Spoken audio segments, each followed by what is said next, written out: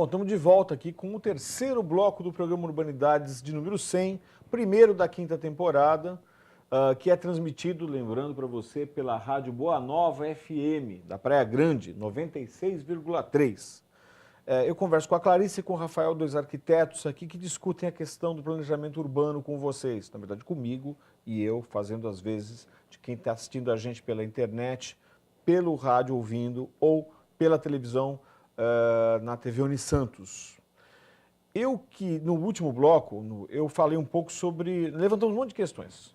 E aí eu joguei a bola e falei assim, eu quero um plano. Como é que... Falou essa questão do adensamento, da questão curiosa de você ter um aumento na altura dos edifícios e aparentemente um adensamento de edifícios na região, na zona leste, na praia, mas que não necessariamente implicam no adensamento populacional, não é isso? E que, por sinal, acontece na zona noroeste, não é? Lá sim eu tenho um adensamento populacional. Uma região que, por sinal, não tem nem os mesmos equipamentos que existem na região de cá. Bom, sem entrar no viés político, quais seriam as soluções para que isso ficasse pelo menos mais homogêneo? E picotando a coisa ainda, coloca o trânsito nessa fórmula. Então, acho que a questão da mobilidade urbana, ela é, né, na visão geral das pessoas, um grande problema, mas eu acho que ela pode vir ser uma solução tanto para a questão da mobilidade dos cidadãos nos seus caminhos de casa-trabalho, casa-estudo, quanto do modelo de empreendimento habitacional que a cidade possa oferecer para os seus habitantes, né? A gente tem uma obra importante aí que é a do VLT, e que a princípio não está sendo pensada do ponto de vista que a gente pode falar interdisciplinar ou transversalmente entre temas, porque ele poderia servir de uma válvula de escape para se produzir edificações, por exemplo, sem garagem, né? Santos hoje tem, na sua lei, a obrigatoriedade de que todo apartamento tem que estar acompanhado de uma garagem. E a Secretaria de Desenvolvimento Urbano apresentou um estudo, né, por conta aí da revisão da Lei de Uso do Solo, de que uma vaga custa em média aí 40, 50 mil reais no preço da unidade. Então ela impacta no preço da unidade, né, e é obrigatório, ou seja, se eu morar na quadra do VLT ou próximo ao VLT e não quiser ter carro porque o VLT me atende nas necessidades de mobilidade, eu tenho que comprar um apartamento com garagem. Né? Então, assim, possibilitar a exclusão da obrigatoriedade na garagem, né? Ou que não tenha a obrigatoriedade necessária de uma vaga por apartamento em empreendimentos próximos ao VLT, isso tende a baratear o preço da unidade. Sim. E tende a levar pessoas que não usam ou não querem usar carro para um espaço que hoje ela não teria condição ou a oportunidade de morar. E é curioso pensar que áreas como a área central, ou mesmo as áreas da Zona Noroeste, eu não sei se isso é um chute meu, mas aparentemente eu não tenho tanto veículo assim, tenho? Não, então, não tem e dados apontam que em Santos cerca de 35% da população usam carro. Então, aquela coisa, todo mundo tem carro... 35% é um número baixo, relativamente é um número baixo. Então, assim... E como é que você não consegue andar mais no Canal 3? Todo brasileiro tem carro agora. Né? Não tem. 1/3 da cidade anda de carro. Só que o carro é um transporte individual que ocupa muito espaço e leva pouca gente.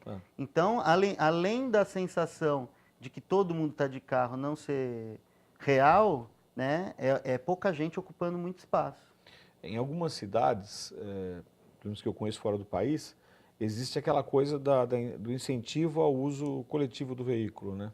Mas aqui as áreas... O fato é que aqui, para quem trabalha na própria cidade e usa carro, as distâncias não são grandes o suficiente, nem você tem acidentes de território que precisa de um carro, você não fica subindo e descendo o morro, não tem grandes ladeiras como São Francisco, é uma situação plana, né? Isso, e acho que isso, por exemplo, facilita o uso da bicicleta. Sim. Se você pegar quem usa bicicleta em Santos, por necessidade de trabalho, de estudo, a grande maioria está na Zona Noroeste. Sim. E é justamente onde as ciclovias não ficam prontas, não tem uma rede, uma malha consolidada como tem na Zona Leste. Sim. Né? Então, essa coisa do não é que não tem planejamento, tem planejamento. Né? A zona central de Santos, ela ficou, desde o plano diretor de 68, proibida de receber moradia. Sim. Né? Então, era comércio durante o dia e aquele bairro vazio durante a noite. Passou a ser ocupado informalmente por famílias de baixa renda, porque eram habitações que ficavam fechadas pela impossibilidade de uso habitacional. Então, pensar um readensamento, né, ou a consolidação dessas famílias morando de maneira digna no centro de Santos, que é um lugar, um espaço urbano consolidado, pode ter uma infraestrutura antiga que necessita de melhoria, de ampliação, mas é um espaço consolidado, essas pessoas elas moram ali porque muitas delas trabalham no centro histórico, né, são os porteiros, as faxineiras. Essas pessoas elas se submetem a morar mal porque elas sabem que com a renda que elas têm, ou elas moram desse jeito ou elas moram muito distante. Claro. E é curioso porque mesmo o incentivo ao uso da bicicleta, a partir da construção de uma teia de ciclovias, que também ainda é deficitária e não atende a área que deveria atender, ela não pensa, ou pelo menos o que eu vejo é assim, o cara trabalha num lugar, que o cara trabalha aqui na universidade, por exemplo. Eu vou dar um exemplo do pessoal da produção.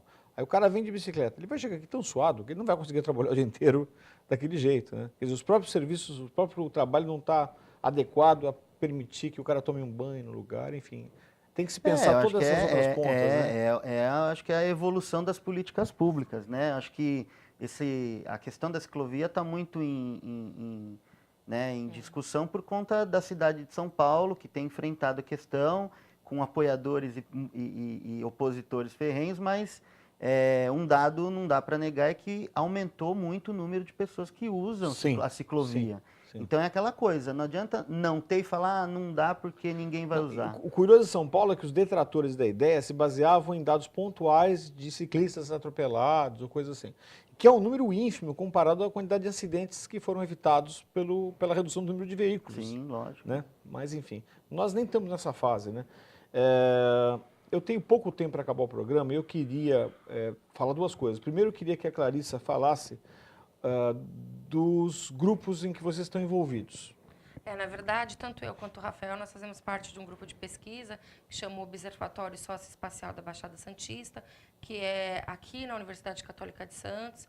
Nós estabelecemos agora a parceria, a universidade estabeleceu com o Instituto Polis, e a gente trabalha com pesquisas e com divulgar e entender melhor essas questões urbanas da região metropolitana, não só do município de Santos, mas da região, como forma até de conseguir divulgar esses dados, essas informações, para que todos possam estar envolvidos. Sim. Né? E tinha mais um que você falou. E também tem um grupo de pesquisa que já desenvolveu um trabalho muito interessante o ano passado, na Vila Santa Casa, com a professora Lenimar, que é um grupo de habitação social em Santos. Lenimar, que está no episódio número 2, que, se não me falha a memória, chama-se O Trânsito Nosso de Cada Dia. Isso, e foi um trabalho que a universidade foi com a comunidade, os alunos foram entender como que a produção da habitação na Vila Santa Casa, que é aquela vila que, para quem não conhece, está ali na Senador Feijó, que tem um conjunto habitacional, e agora tem uma nova fase do projeto. Então, é uma atuação da universidade, tanto na comunidade, quanto na pesquisa, e quanto na atuação como eu tenho que interromper porque a gente está acabando. Tem um e-book que você mencionou também, eu quero que você dê o nome dele. Isso, na verdade existe um e-book onde o professor Rafael, a gente escreve artigos com outros convidados, que está disponível no site do observatoriodasmetrópolis.net. De novo? www.observatoriodasmetrópolis.net, e é um e-book sobre a região da Baixada Santista. Ele é bem gratuito, assim? Ele é gratuito. Ele é gratuito, quer dizer, você não tem desculpa para não ler esse e-book e entender um pouco mais do assunto.